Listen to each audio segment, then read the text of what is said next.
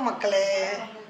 இன்றைக்கி வந்து தயிர் சாதத்துக்கு சுடு சாதம் தயிர் சாதத்துக்கு சூப்பரான ஒரு துவையல் அரைக்க போகிறேன். என்ன துவையல்னு கேட்குறீங்களா?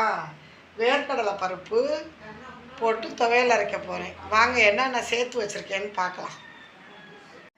இப்போ மிளகாய் வச்சுருக்கேன். வேர்க்கடலையை உடச்சி நம்மக்கிட்டே வேர்க்கடலை இருக்குல்ல, அதனால் உடச்சி வறுத்து இந்த பாருங்க வேணுங்க தக்கனை எடுத்துக்கிட்டு மிச்ச பருப்பை நான் வச்சுட்டேன். அதுக்கப்புறம் தேங்காய் கொஞ்சம் பல்லாக தேங்காய் போட்டுக்கிட்டேன். புளி கொஞ்சம் வச்சுருக்கேன். இப்போ உப்பும் போட்டாச்சு. இதுலேயே இந்த போட்டிருக்கேன் பாருங்க.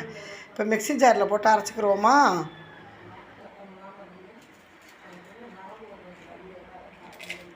மிளகா போட்டாச்சு. கொஞ்சம் காரமாக இருந்தால் தயிர் சாதத்துக்கு நல்லாயிருக்கும் சாப்பிட்றதுக்கு.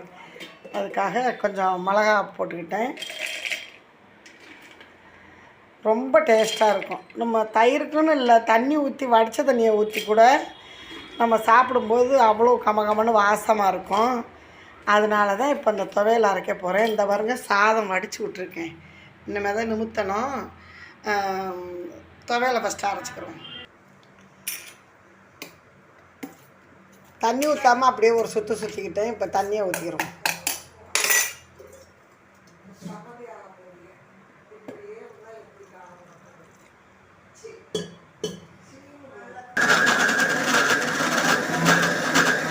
சாதம் எடுத்து வச்சுக்கிட்டேன். கடுகு பொடி போட்டுக்கலாம்.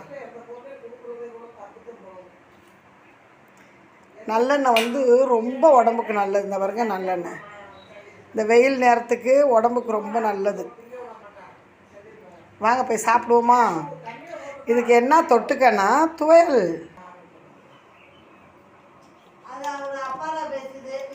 இப்போ துவையல்.